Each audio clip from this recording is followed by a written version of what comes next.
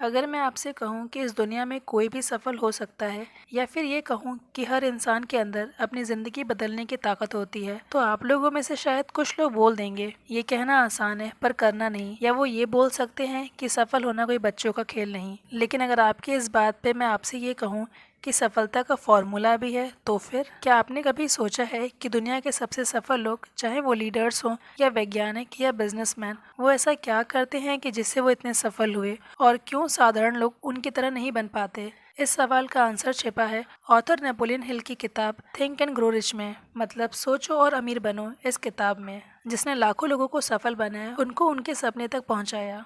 इस फॉर्मूले के बारे में जानने से पहले ये बात कर लेते हैं कि ये बना कैसे।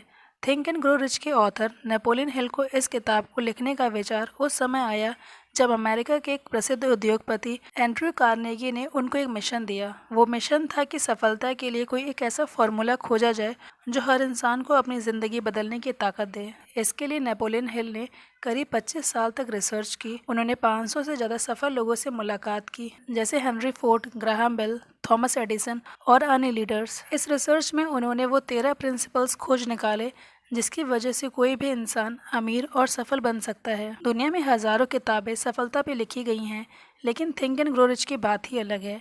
ये किताब हमें सिर्फ पैसों से अमीर बनने की बात नहीं सिखाती, बल्कि ये हमें सोच से अमीर बनाना सिखाती है। ऑथर नेपोलियन हिल का मानना था कि जो कुछ भी हम मन से सोच सकते हैं, उस पर विश्वास कर सकते हैं, उसे पाया जा सकता है। इस किताब का पहला अध्याय है विचार की शक्ति, द पावर ऑफ थॉट्स। आप वही बनते हैं जिसके बारे में आप सबसे ज़्यादा सोचते हैं। हमारे विचारों में बहुत पावर होती है। इंसान के विचार ही उसकी किस्मत तय करते हैं। हमारी बाहरी दुनिया हमारी आंतरिक दुनिया का प्रतिबिंब है। नेपोलियन हिल के अकॉर्डिंग, चाहे आपको जीवन में कुछ भी बनना है, कोई भी मुकाम हासिल करना है, वो तभी होगा जब उसके विचार आपके भीतर होंगे। हर सफलता की शुरुआत केवल एक विचार से होती है। दुनिया का कोई भी सफल खिलाड़ी हो या फिर कोई भी वैज्ञानिक जिन्होंने कोई आविष्कार किया हो, उनके दिमाग में पहले विचार ही आया था। इसलिए अगर आप सफल होना चाहते हैं या फिर अमीर बनना चाहते हैं, तो सबसे पहले अपनी सोच में, अपने विचारों में उनका ख्याल लाएं। जब मजबूत विचार के साथ में विश्वास जुड़ जाता है, तो वही विचार रियलिटी में बदल जाता है। मजबूत विचार के साथ में जो विश्वास है, वो इतना प्रबल होना चाहिए कि वो आपका बर्निंग डिज़ायर बन जाए। ये नहीं कि आपने केवल सोच लिया कि मुझे धनवान बनना है, लेकिन भीतर से कोई विश्वास नहीं। आपकी जो भी इच्छा है, सफलता की, धन की, समृद्धि की, सुख की, नौकरी की, खुशहाल परिवार की या रिश्ते की, किसी भी चीज़ की, वो इच्छा इतनी प्रबल होनी चाहिए कि आप दिन रात उसी के बारे में सोचें। डिज़ायर कितनी प्रबल होनी चाहिए, इसको एक एग्जाम्पल से समझते हैं। ये रियल स्टोरी है जिसके बारे में किताब में लिखा गया है। एक व्यक्ति एडविन, उसके मन में एक विचार आया था कि मुझे थॉमस एडिसन का बिजनेस पार्टनर बनना है। लेकिन एडविन एक साधारण सा युवक था जिसके पास ना तो धन था, ना ही कोई बड़ा नाम।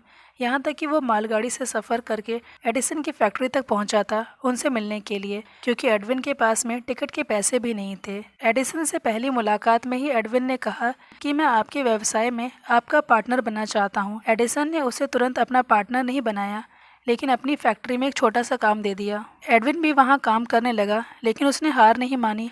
वो पूरी ईमानदारी से, मेहनत से वहाँ काम करता रहा और यही सोचता रहा कि मुझे एडिसन का पार्टनर बनना है। आखिरकार कुछ सालों की मेहनत, डेडिकेशन के बाद में एडिसन ने एडविन को अपना पार्टनर तक बना लिया। दोस्तों, एडविन के पास न पैसा था, न शिक्षा, न पहचान।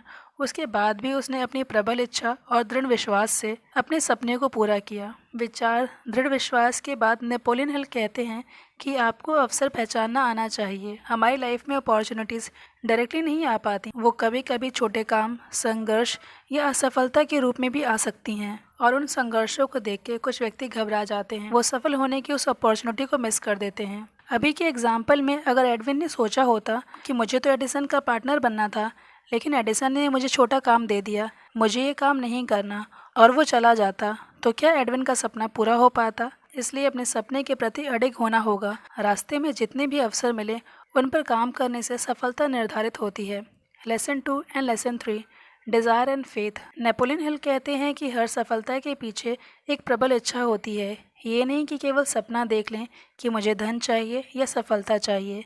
जब तक आपके भीतर से ये बात नहीं आएगी, आप अपने थॉट प्रोसेस पर एक बार ध्यान दें। अगर आपको धन चाहिए तो आप खुद से क्या बोलते हैं कि काश मेरे पास इतना पैसा होता, या फिर ये बोलते हैं कि मुझे हर हाल में इतना पैसा चाहिए?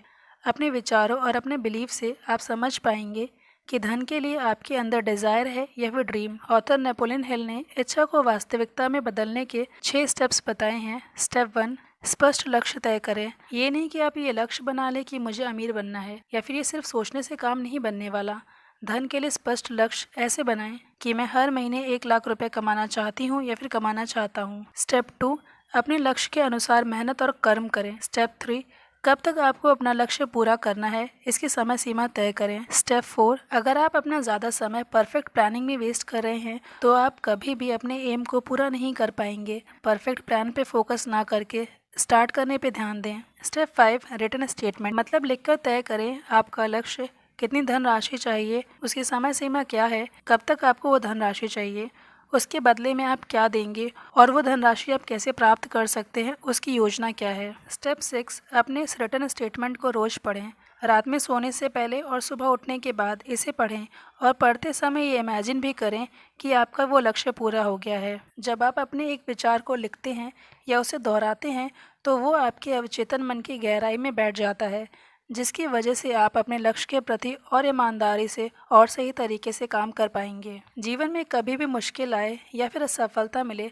तब भी कभी हार नहीं माने। अपने ऊपर विश्वास रखें कि आप उसे पूरा कर सकते हैं। नेपोलियन हिल बताते हैं कि आस्था एक मानसिक अवस्था है। जब आप अपने लक्ष्य पर पूरी तरह से विश्वास करते हैं तब आपका अवचेतन मन लगातार उस लक्ष्य को पाने के लिए रास्ते बनाने लगता है। जब आप बार बार अपने लक्ष्य को खुद से दोहराते हैं कि मैं सफल हो जाऊंगा, मैं अमीर बनूंगा, मेरा हर सपना पूरा होगा, तो ये शब्द धीरे धीरे आपके सबकॉन्शियस माइंड में बैठ जाते हैं। हर परिस्थिति में उम्मीद बनाए रखें। जब आपके चेहरे और व्यवहार में कॉन्फिडेंस झलकने लग जाता है तब लोग भी आपके ऊपर भरोसा करने लग जाते हैं और जीवन में अवसर भी खुद ब खुद आने लगते हैं। नेपोलियन हिल कहते हैं कि मनुष्य का विश्वास ही उसकी किस्मत बनाता है। अपने जीवन में विश्वास लाने के लिए पॉजिटिव अफर्मेशंस को हर रोज लिखें। उन अफर्मेशंस को जोर जोर से बोलें या फिर लिखें।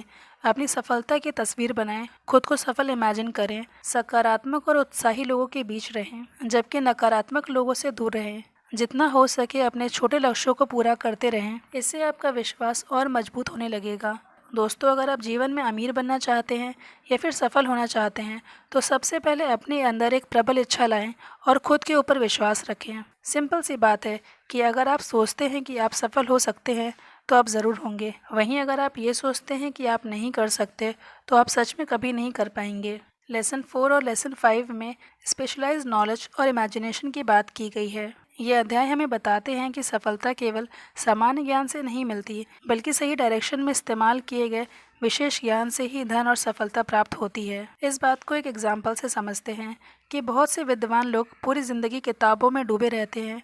उनके पास में ज्ञान बहुत होता है लेकिन उनकी आर्थिक स्थिति कमज़ोर बनी रहती है, क्योंकि उनके पास ज्ञान तो होता है लेकिन वो उस ज्ञान को सही जगह पे उपयोग में नहीं ला पाते हैं। वहीं इसके अपोजिट जिन लोगों ने किसी एक क्षेत्र में विशेष ज्ञान प्राप्त कर उसका सही जगह पे सही तरह से यूज़ किया तो वो धनवान भी बन गए और सफल भी हो गए। जिसे हेनरी फोर्ड के एग्जाम्पल से समझ सकते हैं कि फोर्ड ने ज़्यादा पढ़ाई नहीं की थी और उनका सामान्य ज्ञान भी सीमित था, लेकिन उन्होंने मोटर कार निर्माण की फील्ड में स्पेशल नॉलेज रखने वाले लोगों के साथ जुड़कर नॉलेज का सही उपयोग करके वो दुनिया में सबसे अमीर लोगों की लिस्ट में आ गए। हर इंसान के लिए ये ज़रूरी है कि वो अपने इंटरेस्ट, लक्ष्य और परिस्थितियों के अनुसार तय करे कि उसे किस क्षेत्र में विशेष ज्ञान चाहिए। ये समझने के बाद उसी के अकॉर्डिंग कार्य करे। नेपोलियन हिल कहते हैं कि जो कुछ भी इंसान सोच सकता है और विश्वास कर सकता है वो उसे हासिल भी कर सकता है, लेकिन ये तब तक पॉसिबल नहीं जब तक इंसान अपनी इमेजिनेशन में उसे ना लाए। इमेजिनेशन गरीबी से अमीरी तक पहुंचने का एक महत्वपूर्ण दरवाज़ा है। मतलब धन कमाने का या फिर किसी भी प्रकार की सफलता पाने का रास्ता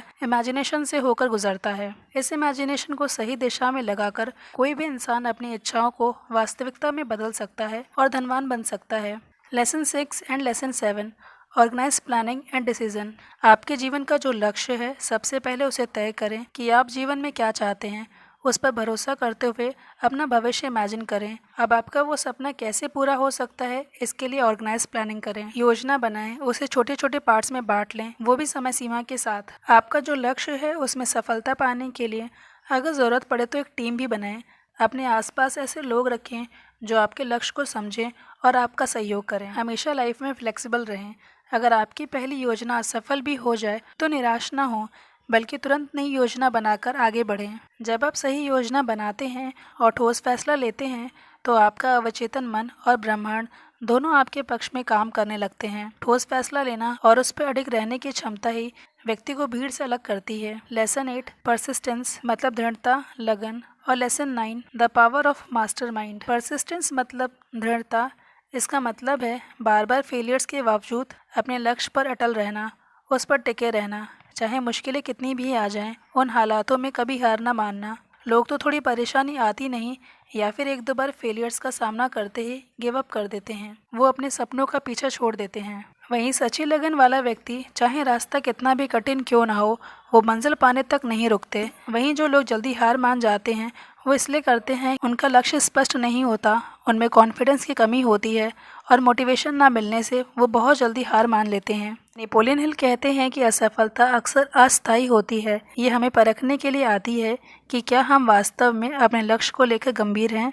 इसलिए दोस्तों, अगर आप भी अमीर बनना चाहते हैं, अपने सपनों को सच करना चाहते हैं, तो परसिस्टेंस को अपने जीवन का पार्ट बना लें। साथ में अकेले चलने के बजाय सही लोगों के साथ मिलकर चलें, मतलब स्ट्रॉन्ग मास्टरमाइंड का ग्रुप बनाएं। जैसे अगर आपको बिजनेस स्टार्ट करना है तो अपने ग्रुप में फाइनेंस, मार्केटिंग, मैनेजमेंट, प्रोडक्शन के काम को संभालने वाले मास्टरमाइंड्स को रखें। जब कई लोग मिलकर योजना बनाकर टीम की तरह काम करते हैं तो पैसे कमाने और अपने लक्ष्य में सफल होने के चांसेस कई गुना बढ़ जाते हैं। Lesson 10 and lesson 11 the subconscious mind. हमारा मन दो तरह से काम करता है। एक है सचेतन मन, जिसको कॉन्शियस माइंड कहते हैं। ये हमारे जीवन के रोजमर्रा के फैसले लेता है। और दूसरा है अवचेतन माइंड, मतलब सबकॉन्शियस माइंड, जिसमें हमारी feelings, emotion, fear, belief, habits ये सब रहते हैं। हमारा जो ये अवचेतन मन है ये किसी भी विचार को एक्सेप्ट कर लेता है, चाहे वो सही हो या फिर गलत। जैसे अगर आप बार बार सोचते हैं कि मैं सफल हो जाऊंगा तो आपका सबकॉन्शियस माइंड उसी एनर्जी को अट्रैक्ट करने लगता है। लेकिन यदि आप कहते हैं कि मुझसे ये नहीं होगा, तो वही नेगेटिव थॉट्स आपके जीवन की हकीकत बन जाएंगे। नेपोलियन हिल कहते हैं कि जिस विचार को आप अपने अवचेतन मन में बार बार दोहराते हैं वह एक दिन आपकी वास्तविकता बन जाता है। इसलिए अपने जीवन में धन को आकर्षित करने के लिए अमीरी की तस्वीर अपने अवचेतन मन में फीड करें। ये कैसे कर सकते हैं? इसके लिए रात में सोने से पहले पॉजिटिव अफर्मेशंस करें, अपने सपने को पूरा होते हुए उसे इमेजिन करें, अपने लक्ष्य को लिखें और पढ़ें। हर दिन उन चीज़ों के लिए धन्यवाद दें जो आपके पास हैं। दोस्तों, सफलता पाने का असली रहस्य बाहरी परिस्थितियों में नहीं बल्कि हमारे अवचेतन मन में छिपा है। दोस्तों, थिंक एंड ग्रो रिच किताब केवल धनवान बनने की तकनीक नहीं बताती, बल्कि हमें एक ऐसा माइंडसेट देती है जिससे जीवन के हर क्षेत्र में सफलता पाई जा सकती है। मनुष्य वही हासिल करता है जिसकी वह गहराई से कल्पना करता है, जिस पर वो यकीन रखता है। उम्मीद करते हैं कि आप इस किताब से सीखेंगे। हम आपके सफल जीवन की कामना करते हैं। मिलते हैं अगली किताब के साथ में। धन्यवाद।